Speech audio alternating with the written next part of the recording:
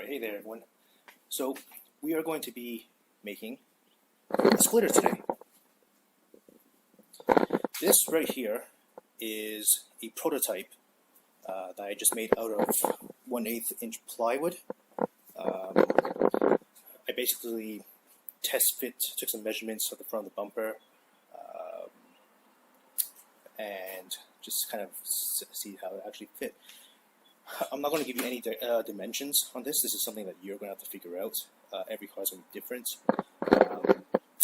And also, one of the reasons why I'm doing this, and not just buying something off the shelf, a pre-made splitter, is this is built for motorsport use. So in order to take advantage of the regulations and the maximum Aero limitations that are allowable, you won't find something off the shelf that will be able to push the limits. So this basic splitter is designed specifically for a racing series, and you won't get some of that off the shelf. So this is the reason I've taken it. What I will say is, obviously you can see the wheels will be in this sort of section here. This outline here is where the actual existing bumper is. That's this edge here. Corresponds with this edge here. So you can actually see that there's quite a lip on the splitter. Again, that lip will correspond to what the regulations for the motorsport series you want to race is. You may not. So you'll have to kind of figure that out. So that's been test fit, and it fits really well. Let's have a look at this.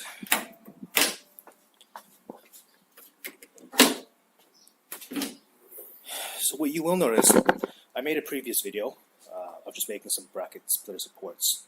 Very basic things, but you'll probably look back. It's not really complete, but it's there. And I have mounted them here. So there is a frame rail here and a frame rail here, which I bolted down to the chassis. I don't know if you can see very clearly, it's kind of maybe hard to see, but essentially that bracket kind of goes down and bolts into these holes right here and here. So that's part of the support. I've also got splitter rods, which mount into the front of the car. I have 3 of them. These are homemade rods. I just got basically a threaded rod, a nut, and these connectors here, using split pins and cotter pins to hold them in place, so it's easy on and off. These brackets here are homemade. I basically just got 16th steel, 16th gauge steel, sorry, and bent them into shape, and so they're mounted there. I have 3 of them. So that titled there. So as you can see, we have splitter rods there. You can definitely feel the speed, the downforce from a front splitter, even at regular highway speeds, 60, 70, 80 miles an hour. Nothing crazy. And you can definitely feel the front end feel more planted. Steering gets heavier, and it just feels stable. Anybody who has a splitter and can't feel that, it's probably just an aesthetic splitter, and does not really do much. But even at those low speeds, lowish speeds I'm talking about, it's very noticeable. It's got to be body mounted. Mounting it to the bumper is not going to be good enough. So a well-designed splitter does work. It's not just for show. Right. So as you can see, it's made of plywood. It's warped. It's been on the car. It does work, but it's not strong enough. So I'm rebuilding it in a better material, and I'm going to get that right now. Okay. So after quite a lot of research, I've been looking high and low for a suitable material to make split out of. Something a little more substantial than this, which is never going to hold up. I found this. This is called Alu panel. It's a aluminum foam composite. If you can see right here, let's have a look at this. You can see the edge right there. It's a sandwich of aluminum and with foam in the middle.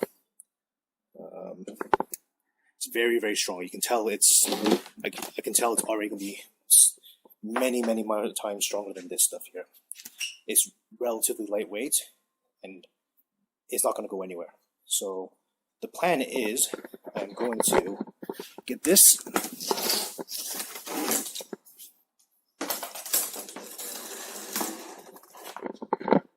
We're going to create a stencil, use the prototype as a stencil, and we will cut it out. And then that will be our next splitter.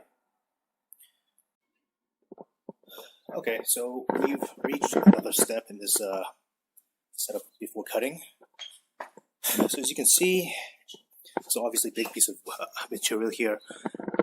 I don't have dedicated workbenches or anything to do things like this, this size. So you gotta make do with what you have. So you gotta get a little creative. I'm using 2 recycling boxes, but you know, and whatever you have, you gotta use whatever you have to make these kind of things work.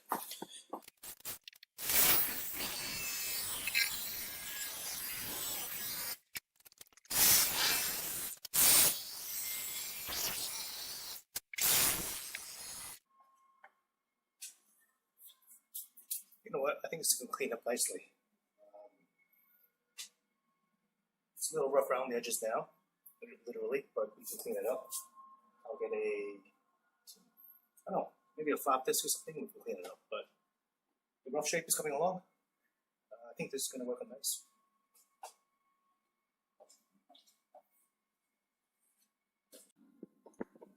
Okay, so my battery died, but I started cutting, and where we're at now is it's pretty much like this.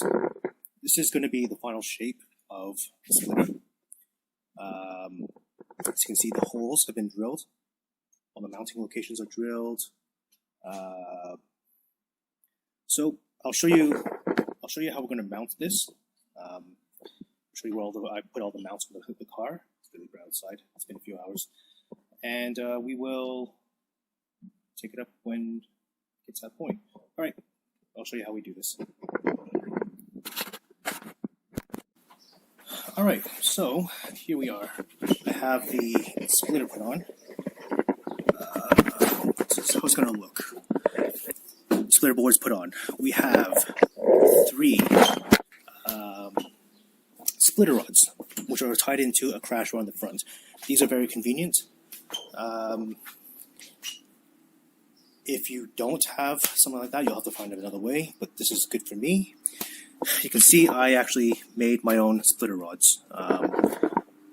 There are some splitter rods from companies such as APR and other companies like that. Those splitter rods are ridiculously expensive. These 3 rods here cost me about $30 in raw material. So it works. You know how I know it works? Well, basically, I can stand on it and I'm off the ground. Does a good job. Okay. Second, there's this point here on the GRSCIs, which is used to hold. It's just a convenient location to add stability to this point here. So I just put some steel I had down here, bent it in there. Nothing fancy. Put a riv nut here and holds it at that location. Over here, same. We have same mounting location, just a bolt straight through there with a riv nut. Underneath, you can see everything's bolted down. It's pretty solid. Here, this is the bracket I made in my previous video. You can see the other side. Bracket I made in the previous video. It's height adjustable, so I can adjust the height I want. It's held on by 3 reef nuts at the bottom. As you can see, it works out pretty well. You can also see that the headers are pretty close to the splitter. So what I might end up doing is put some heat wrap. Well, I don't like heat wrap. Put heat reflective tape, gold tape underneath, or some kind of insulation on the board. I don't want to wrap up my headers. I don't like heat wrap. I have reasons for that, but I just choose not to use that. But you're welcome to do what you like. And that's pretty much how it's mounted, and it's pretty solid. Once you have the bumper back in place, it will be that kind of snugs up against the bumper. So even though the bumper is not really a structural member, it kind of stiffens things up a little bit. So it will be good to go. And that's pretty much how it mounts up. I will get everything put together, and I'll show you the finished product. Okay, see you in a little bit. Okay, so it's the next day. It took a while to put the splitter together yesterday, and I just kind of got tired, so I came back the next day, and here we are. I made a few changes. So everything's been cut out. The splitter is ready to mount, but I have added a couple extra things to it. So what you see here is the splitter. This is the top side with built-in diffusers. So the theory about the diffusers is, well, the whole idea of the splitter is obviously you want to get the air underneath the car, moving as smoothly and quickly as possible. So the diffuser is supposed to draw that air. It's a chamber that expands and pulls the air underneath the car so that it moves even faster. So that's the idea why I added these splitters, these diffusers. So it's ready to mount, and we're going to bolt it onto the car and see how everything fits. I'm not going to go into much detail on the sizes and the angles of the splitters, diffusers I put in. It's a quick look there. It's going to depend on what you want of the car, how things work. But what I will do is I will reference this book right here, Composition Aerodynamics. This is the book I used to help put this together. It's actually a very good book. It has all sorts of information. So if you ever want to learn about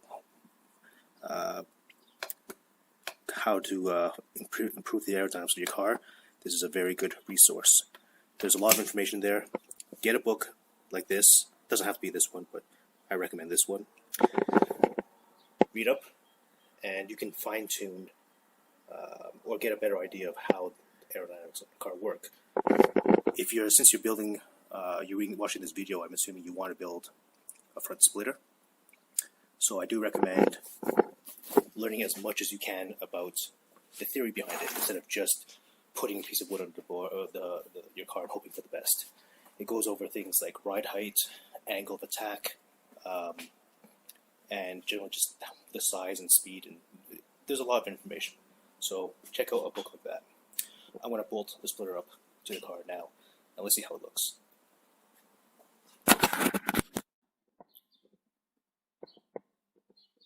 Okay, so after a lot of work, more work than I was actually expecting, the splitter is on. And after all that messing around, the splitter comes on.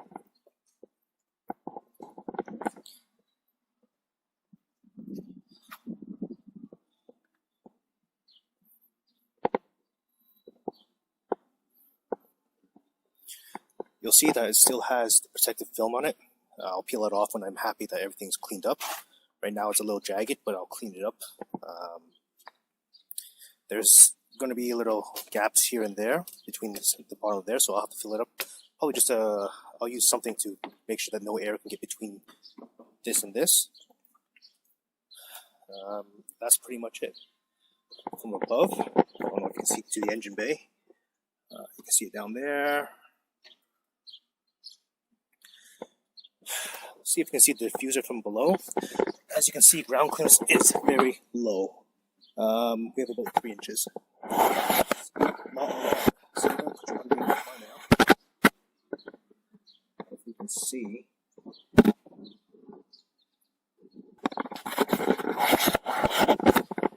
If you're concerned about bottoming out,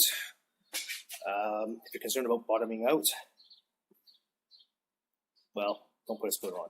But if you want performance, that's what you gotta do. That's pretty much it. It's pretty strong, so we can see here. 2 feet off the ground, bounce up and down. I don't think that's going anywhere. I think that's going to handle going fast pretty well. Yeah, so if you like that, next project, actually we're going to do is going to be side splitters. So we have the main splitter down there. We're going to put some splitters on the side to hopefully reduce any of the air kind of being sucked underneath the car. So that's my next project. That's what this board here is for. So if you want to see more projects like this, there's more coming. Hit the subscribe button down below. If you have any questions, comment below. And yeah, we'll see you next time. All right.